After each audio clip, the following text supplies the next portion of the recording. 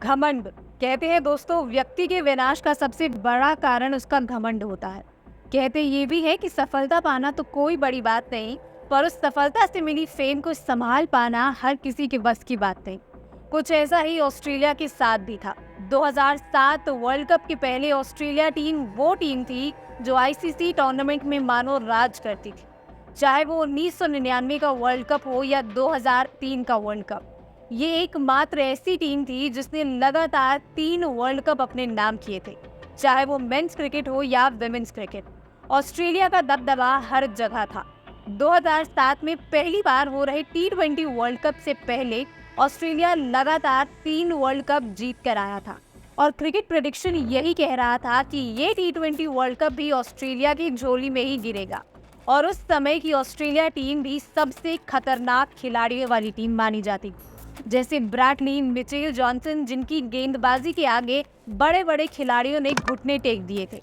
वहीं बल्लेबाजी में एडन गिलक्रिस्ट, हेडन और मिस्टर क्रिकेट कहे जाने वाले माइक हसी जैसे खूंखार बल्लेबाज थे, जिनको आउट करना किसी जंग जीतने बराबर था। ऑस्ट्रेलियन टीम का इतना खौफ हुआ करता था कि जब किसी दूसरी टीम का मैच इनसे होता तो लोग पहले ही मान लेते थे कि ऑस्ट्रेलिया ही जीतेगी, क्योंकि कोई भी रन चेज इनके लिए बड़ा नहीं होता था। और यही चीज ऑस्ट्रेलिया को घमंड की ओर धकेलता गया।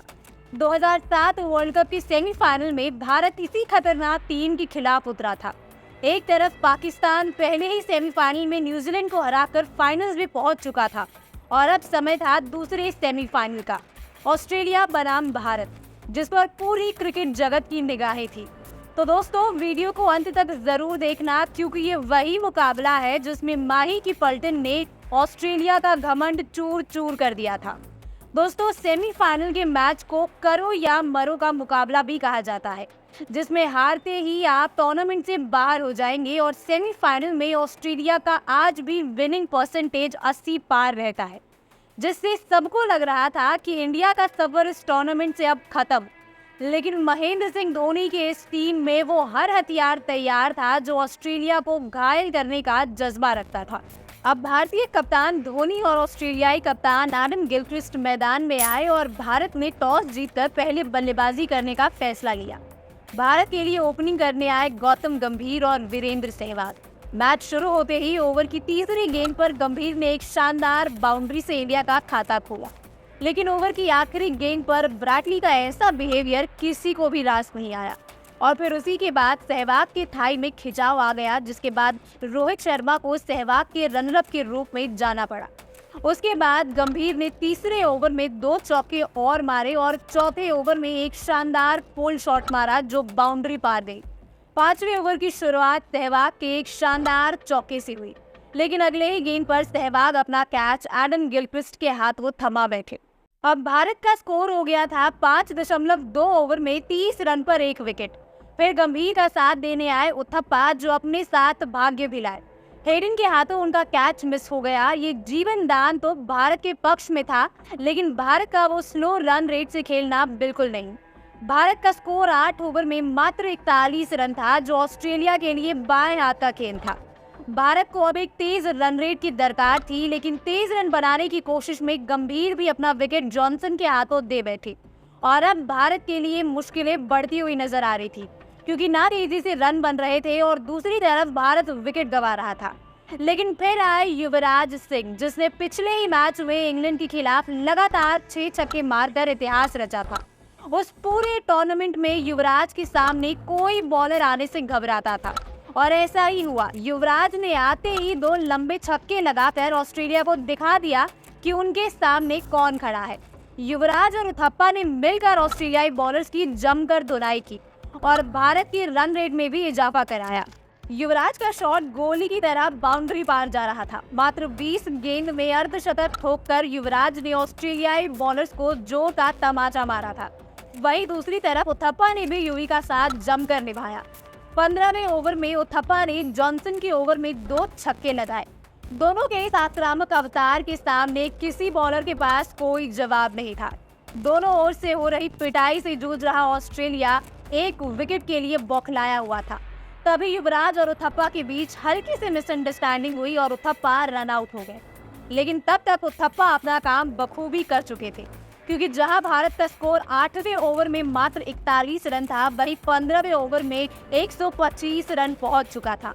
और अब क्रीज पर युवराज का साथ देने आए कप्तान महेंद्र सिंह धोनी। धोनी ने आते ही साइमन की गेंद पर चौका मार भारत का आक्रामक रूप कायम रखा। 16वें ओवर में धोनी और युवी ने 3 चौके मार भारत का स्कोर 140 पार पहुंचा दिया था। युवराज तो मानो बॉल बाउंड्री बाहर ही मार रहे थे और भारत का मोमेंटम गिरने ही नहीं दे रहे थे। लेकिन 17वें ओवर की तीसरी गेंद को लंबे शॉट में तब्दील करने में वो आउट हो गए। लेकिन युवराज की इस विस्फोटक पारी की सब सराहना कर रहे थे। युवी ने इस मैच विनिंग पारी में मात्र 30 गेंद पर 70 रन ठोक डाले थे, जिसमें 5 चौके और 5 धुआंधार छक्के शामिल थे।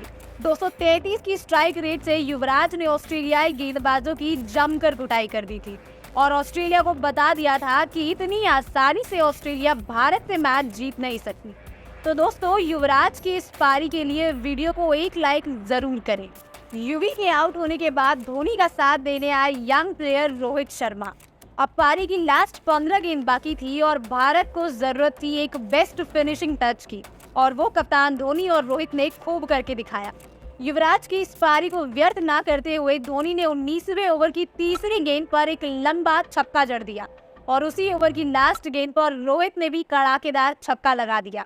अभी लास्ट ओवर बाकी ही था कि उससे पहले ही ऑस्ट्रेलिया टीम के चेहरे सूख गए थे, जैसे उनके चेहरे से नूर ही छीन लिया हो। तभी आखिरी ओवर लेकर आए जॉनसन, जिसकी पहली 2 गेंद पर धोनी ने तेजी से 2 डबल रन बना लिए।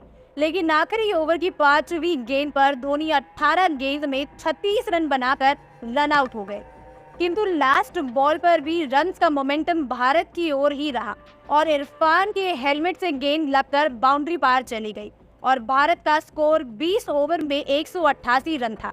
लेकिन ऐसा स्कोर होने के बावजूद क्या ये ऑस्ट्रेलिया के लिए काफी था? क्योंकि ऑस्ट्रेलिया की बैटिंग लाइनअप इतनी तगड़ी थी कि बड़े से बड़ा स्कोर चेज करना उनके बाएं हाथ का खेल हुआ करता था। ऑस्ट्रेलिया का हर बल्लेबाज मैच विनिंग पारी खेलने की क्षमता रखता था और खासकर सेमीफाइनल में ऑस्ट्रेलियन टीम एक अलग तूफान के साथ उतरती। भारत की तरफ से पहला ओवर डालने आते हैं आरपी सिंह, जिनके सामने थे all time ruthless opening partner Hayden और गिलक्रिस्ट। और ओवर की तीसरी ही गेंद पर चौका लगा गिलक्रिस्ट ने अपने इरादे साफ कर दिए थे। पूरे पावर प्ले में हेडन और गिलक्रिस्ट का बल्ला आग उगल रहा था। तभी 6ठे ओवर की पहली गेंद पर भारत को पहली सफलता दिलाई श्रीसंत ने, जिन्होंने गिलक्रिस्ट को आउट कर ऑस्ट्रेलियाई खेमे में खलबली मचा दी थी। और अब आए ब्रैड हॉज, साथ थे हेडन, जिन पर विकेट गिरने का कोई असर ही नहीं दिख रहा था। वो लगातार चौके छक्कों की बारिश करते जा रहे थे और ऑस्ट्रेलिया को जीत की तरफ लेते जा रहे थे। तभी 9वें ओवर की चौथी गेंद पर इरफान पठान ने ब्रैड हॉज को आउट कर ऑस्ट्रेलियाई खेमे में फिर शांति ला दी। अब ऑस्ट्रेलिया का स्कोर हो गया था 68 रन पर 2 विकेट। लेकिन भारत के लिए सबसे बड़ा सरदर्द था मैथ्यू हेडन, जिसको आउट करने पर ही भारत इस मैच में पकड़ बना सकता था। जहां भारत की एक परेशानी ग्राउंड पर थी, वहीं दूसरी परेशानी ने कदम रख दिया था, जिसका नाम था एंड्रयू साइमन। ये खिलाड़ी अकेले ही पूरे मैच जीतने की क्षमता रखता था और उन दिनों इस खिलाड़ी का खौफ सारे गेंदबाजों की आंखों में साफ दिखता था। अब यहाँ से ऑस्ट्रेलिया को जीत के लिए 121 रन की आवश्यकता थी और साइमन ने आते ही पठान की दूसरी गेंद पर चौका मार अपना खूंखार अवतार दिखा दिया था। और इसके बाद जो रनों की बारिश हुई वो भारत के लिए किसी सदमे से कम नहीं था। दोनों बल्लेबाजों ने छक्के चौकों की बरसात कर दी और अब रन पानी की तरह बहे जा रहा था। इसी बीच धोनी ने 13वां ओवर सहवाग को दिया, जो भारत के लिए श्राप साबित हुआ और उस ओवर में दोनों बल्लेबाजों ने 20 रन जोड़ दिए, जिसमें हेडन ने 2 छक्के लगाए और अपना अर्धशतक भी पूरा किया। जो भारत के लिए युवराज ने काम करके दिखाया, वही हेडन ऑस्ट्रेलिया के लिए करते हुए नजर आ रहे थे। लेकिन तभी भारत की रुकी सांसों को हवा देने आए श्रीशांत, जिन्होंने 15वें ओवर में हेडन का विकेट उखाड़कर भारत की उम्मीदों को फिर से बढ़ा दिया था। और श्रीशांत का ये सेलिब्रेशन पूरे इंडिया की फीलिंग्स को रिप्रेजेंट कर रहा था कि ये कितना बड़ा विकेट है। लेकिन हेडन की इस पारी ने ऑस्ट्रेलिया को जीत के पास जरूर पहुंचा दिया था, क्योंकि ऑस्ट्रेलिया को अब जीत के लिए 30 गेंद में 55 रनों की जरूरत थी। और इस जरूरत को पूरा करने आए एक और ऑस्ट्रेलिया के नामी बल्लेबाज माइक हसी, हसी ने आते ही अपनी अटैकिंग रफ्तार से भारतीय फैंस की हंसी छीन ली थी। वहीं दूसरी तरफ साइमन नाम का तूफान रुकने का नाम नहीं ले रहा था और अब ऑस्ट्रेलिया को जीत के लिए 22 गेंदों में मात्र 34 रन ही चाहिए थे और अभी भी ऑस्ट्रेलिया के पास 7 विकेट बाकी थे। सबको लग रहा था कि ऑस्ट्रेलिया का अब फाइनल का टिकट तय है और भारत को अब बाहर का रास्ता देखना पड़ेगा। लेकिन तभी 17वें ओवर में फरिश्ता बनकर आए इरफान ने साइमन को बोल्ड मारकर कंगारुओं को बता दिया था कि पिक्चर अभी बाकी है मेरे दोस्त। साइमन का विकेट भारत के लिए टर्निंग पॉइंट था और अगले ही ओवर में हरभजन ने माइकल क्लार्क को क्लीन बोल्ड कर दिया। शांत पड़े स्टेडियम को गूंज से भर दिया था, जिसके बाद ऑस्ट्रेलिया प्रेशर में आ गया था। दोस्तों, T20 में 19वां ओवर सबसे इम्पोर्टेंट होता है, जिस पर मैच का रिजल्ट सबसे ज्यादा निर्भर करता है और वो डालते हैं लाइन लेंथ के मास्टर RP सिंह, जिसके ओवर में ऑस्ट्रेलिया रन बनाने में स्ट्रगल करता हुआ नजर आया। मात्र 5 रन देकर RP सिंह ने अपना ओवर समाप्त किया और अब बचे थे मैच के सिर्फ 6 गेंद, जिस पर ऑस्ट्रेलिया को 22 रन चाहिए थे। ऑस्ट्रेलिया की सारी उम्मीदें माइक हसी पर टिकी थी। ओवर करने आए जोगिंदर शर्मा ने पहली 2 बॉल डॉट निकालकर ऑस्ट्रेलियन खेमे को मायूस कर दिया और तीसरी गेंद पर जोगिंदर शर्मा ने माइक हसी को युवी के हाथों कैच करवा दिया। ये विकेट नहीं था भारत की जीत का, मानो विजय तिलक था। सारा स्टेडियम इंडिया से गूंज चुका था, क्योंकि भारत को अब फाइनल खेलने से कोई नहीं रोक सकता था। ओवर की 5वीं गेंद पर जोगिंदर शर्मा ने ब्रैडली को आउट कर भारत को ये मुकाबला 15 रन से जितवा दिया और ऑस्ट्रेलिया टीम, जो ये समझती थी कि सारे ICC कप उन्हीं के लिए बने हैं और हर वर्ल्ड कप उन्हीं का है, उनका ये घमंड भारतीय टीम ने पूरी दुनिया के सामने उनके ही अंदाज में तोड़कर चकनाचूर कर दिया था और बता दिया था कि ये भारतीय टीम आने वाले मुकाबलों में उन्हें बार बार ऐसे ही हराने वाली है। एक इंटरव्यू में युवराज ने बताया कि मैच के बाद ऑस्ट्रेलियाई कोच उनका बैट भी चेक करने आए थे कि उनके बैट में कोई रबड़ तो नहीं लगा, लेकिन उन्हें चेक करने पर कुछ इलीगल नहीं मिला।